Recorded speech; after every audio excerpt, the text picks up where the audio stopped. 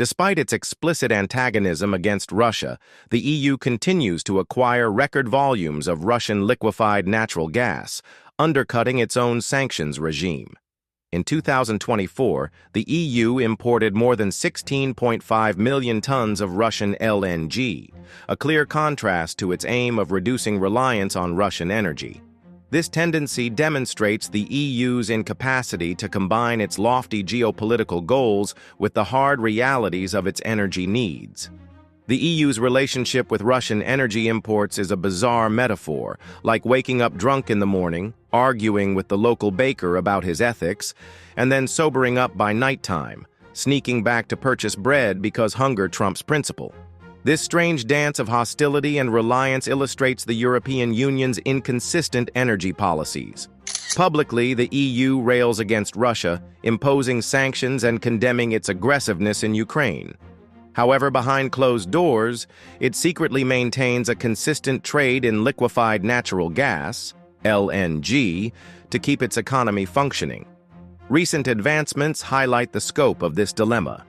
On December 15, 2024, the European Commission released figures indicating a 12% year-over-year rise in Russian LNG imports, infuriating member nations such as Poland and Lithuania, which have been among the most vocal supporters of breaking energy connections with Moscow.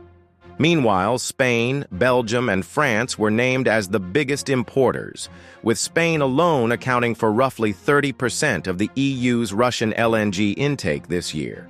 This approach not only undermines the EU's credibility on the world arena, but it also benefits Russia at a time when Western nations claim to be economically isolating Moscow. The dependence on LNG has evolved into a backdoor tactic, bypassing regular pipeline imports while nominally conforming to the word, but not the spirit of sanctions. The EU's reasoning is based on a lack of urgent alternatives, citing rising global LNG demand and insufficient infrastructure to purchase only from non-Russian providers. However, opponents claim that these answers demonstrate a lack of long-term planning and a failure to prioritize energy independence in the decade preceding the current problem. Washington, which has advocated for European unity against Russia, is more dissatisfied with the EU's double standards. Just last week, U.S. Secretary of State Antony Blinken urged greater uniformity in European energy policies, a veiled criticism of the bloc's reliance on Russian LNG. While American LNG shipments to Europe have increased, they have not been able to completely replace Russian quantities, putting the EU in a state of reliance that it officially condemns but quietly supports. The EU's approach reveals a bigger problem: prioritizing short-term economic stability over long-term strategic aims. While member nations apply harsh restrictions on Russia in fields such as banking and technology, energy remains an area where principles are easily compromised. The West's rhetoric about aiding Ukraine is clearly contradicted by its continuous financial contributions to Russia's war fund through energy purchases. Moscow is well aware of this duplicity. The Kremlin, emboldened by the EU's concessions, has increased its propaganda campaign, presenting Europe as weak and hypocritical. Russian state media has been keen to highlight the EU's reliance on its LNG, portraying it as a success for Moscow's resistance to Western pressure. The longer this dynamic continues, the more difficult it will be for the EU to take the moral high ground in its battle with Russia. The EU's refusal to cut energy links with Russia demonstrates the frailty of its geopolitical stance. Despite its rhetoric, Europe remains caught by its reliance on Russian resources, a situation that undermines its position against Moscow and erodes its cohesiveness. Until this basic conflict is resolved, the EU will struggle to establish itself as a credible participant in the global battle for energy security and political sovereignty. In the first half of 2024, EU imports of Russian LNG increased by 27% year-on-year, accounting for 20% of total EU natural gas consumption. This huge increase demonstrates the bloc's inability or reluctance to cut relations with Moscow. Slovakia, Belgium, Spain, and France have all played important roles in fostering this reliance. Slovakia purchased more Russian fossil fuels than any other EU countries, while Belgium spent €223 million in June 2024, cementing its position as a leading importer of Russian energy. Despite their public support for Ukraine, Spain and France have continued to import significant amounts of goods, highlighting the disparity between rhetoric and reality. This contradictory connection arises from the EU's long-standing failure to establish a coherent energy plan that would protect it against geopolitical influence. When the war in Ukraine broke out in 2022, the Union quickly stated its goal to remove Russia's energy dependency. However, 2 years later, Russia continues to supply around 18% of the EU's gas imports, making it the second-largest supplier after Norway. Despite a decline in overall gas consumption from Russia relative to pre-war levels, these figures show that the EU's energy diversification efforts have been miserably inadequate. Part of the difficulty stems from the structure of global LNG markets. Unlike pipeline gas, LNG is traded on free markets, allowing Russian providers to reroute flows to interested purchasers while remaining under legal sanctions. The EU's failure to shut this loophole has made LNG imports a major weakness in its sanctions policy. This has sparked allegations of hypocrisy not just from Russia, but also from energy-rich countries in the global south who regard the West as adopting double standards. Meanwhile, Moscow has flawlessly adapted to the changing dynamics. With Europe still unable to entirely turn off the tap, Russia has exploited its energy advantage to fund its military goals while publicly criticizing the EU's erratic tactics. Russian officials, acutely aware of Europe's hazardous situation, have compared the EU's dependence to an addict unable to break free from a supply.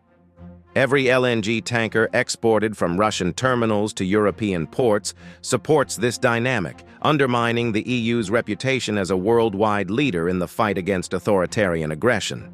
The bloc's persistent reliance also raises concerns about its commitment to its own climate objectives. While the EU promotes its shift to renewable energy, its reliance on LNG, notably from Russia, hinders these efforts. LNG production and transportation are very energy-intensive activities that emit considerable amounts of greenhouse gases. By subsidizing Russian LNG exports, the EU indirectly funds a government that prioritizes fossil fuel growth over environmental concerns, contradicting its own green objective. Critics across Europe are growing more vociferous. Activists and opposition politicians say that the EU's present strategy is not only morally unacceptable, but also strategically short-sighted. The EU is locked in a circle of self-defeating policies by financing Russia's military chest, while also promoting energy independence. This dynamic is especially detrimental when the bloc is under increasing pressure from home constituents struggling with the consequences of rising energy costs and economic turmoil. The United States, while originally supportive of Europe's shift away from Russian pipeline gas, is becoming weary of the EU's retreat. American LNG producers, who have stepped in to cover a portion of the gap, are irritated by the EU's refusal to completely move away from Russian supply. The Biden administration has discreetly increased its demands for Europe to take tougher restrictions against Russian energy imports. However, these have mostly gone unheeded as European governments emphasize short-term economic stability over long-term strategy. As winter approaches, the EU finds itself in a familiar situation. Faced with probable energy shortages and rising prices, it is unlikely to abandon its reliance on Russian LNG anytime soon. This puts the bloc in an untenable situation, stuck between moral commitments and economic realities. If the EU fails to address this paradox, it risks compromising not just its position on Ukraine, but also its worldwide power.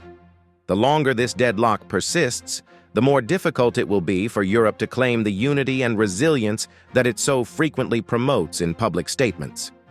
The unpleasant truth of the EU's energy policy is striking individuals where it hurts the most: their monthly electricity bills. Families across the continent are fighting to keep the lights on as power rates reach record highs. In several EU countries, the average home power expenditure has quadrupled or tripled from pre-war levels. This problem has caused indignation among civilians, who increasingly believe they are being expected to pay the weight of a conflict that, for the most part, appears remote and detached from their everyday lives. While the EU promotes sanctions on Russia and lofty declarations of solidarity with Ukraine, these measures have done nothing to protect ordinary Europeans from the consequences. Instead, they are dealing with inflation, stagnating earnings, and rising energy prices. Protests have erupted in places such as Paris, Berlin, and Madrid, with residents demanding that their governments prioritize domestic stability above global posturing. Many people believe that the conflict in Ukraine should be of concern to NATO, the United States, and the countries directly involved in Eastern Europe. The typical EU citizen, far from the front lines, sees little need to sacrifice their quality of life in a fight over which they have little control. The EU's failure to adopt a realistic energy independence strategy exacerbates the situation. While the REPower EU plan ambitiously aimed to phase out Russian energy imports by 2027, progress has been slow and unequal. Many member states are still bound into long-term contracts with Russian suppliers, making it legally and financially difficult to switch to alternate sources.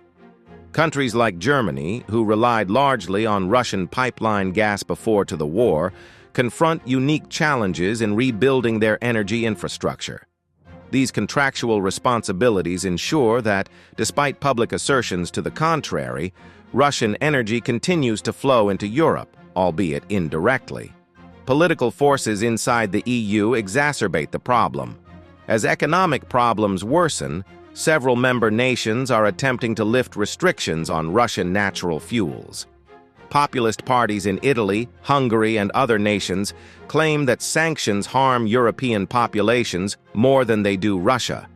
This argument resonates with people who see their governments pouring billions of dollars in aid to Ukraine while their own living conditions fall. The possibility of sanctions weariness remains huge, threatening to split the EU's united stance against Moscow.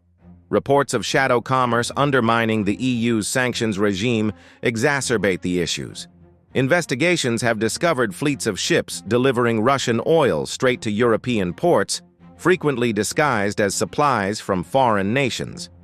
These shadow fleets, which operate under opaque ownership structures and flag of convenience registries, let Russia to maintain significant cash streams despite Western embargoes. The absence of legal instruments to address such abuses reveals a major flaw in the EU's strategy. Critics contend that as long as these loopholes persist, the punishments are mostly symbolic. The larger economic consequence of these measures is increasing socioeconomic divides in the EU. Energy-intensive sectors, which were once the backbone of European manufacturing, are having to compete with lower-cost production elsewhere. Small companies in countries such as Italy and Spain are closing in droves, unable to keep up with rising power and gas prices. Meanwhile, wealthy countries such as Germany have been able to cushion the hit with subsidies, causing discontent among less affluent member states who lack the economic wherewithal to do so. This rising disparity threatens to exacerbate existing fault lines inside the bloc, eroding its cohesion just when cooperation is most needed. In the face of these problems, the EU's rhetoric about energy independence becomes more hollow. While politicians claim that transitioning to renewables would eventually address the situation, the reality on the ground says otherwise. Solar and wind projects take years to come online, and even then, their intermittent nature means they cannot completely replace the dependability of gas and nuclear power. In the short term, the EU has resorted to increasing coal-fired power output, which not only violates its climate aims, but also fails to address the underlying source of the problem: reliance on external energy providers. For average Europeans, these grandiose ambitions provide little comfort. They confront a winter of difficult decisions, heating their houses or feeding their family, keeping the lights on or paying the rent. The divide between EU officials and the people is clear, as Brussels continues to pursue its global agenda while disregarding its residents' urgent needs. This rising unhappiness risks sparking a populist reaction that might disrupt the EU's larger goals, including energy independence, the green transition, and its role as a worldwide leader in challenging authoritarian governments. The irony of the situation is difficult to miss. In its efforts to punish Russia and help Ukraine, the EU has unwittingly caused hardship for its own population while achieving nothing to hurt Moscow. As long as the bloc is unable to reconcile its moral position with practical solutions, it will continue to flounder, stuck between opposing demands for principle and pragmatism. In this vulnerable situation, Europe's cohesiveness and credibility are tenuous, threatening to collapse beneath the weight of its contradictions. Thanks for watching. If you enjoyed this content and want to stay updated on the latest global developments, don't forget to hit the like button, subscribe to our channel, and turn on the notification bell. Join the conversation and be part of our growing community. See you in the next video.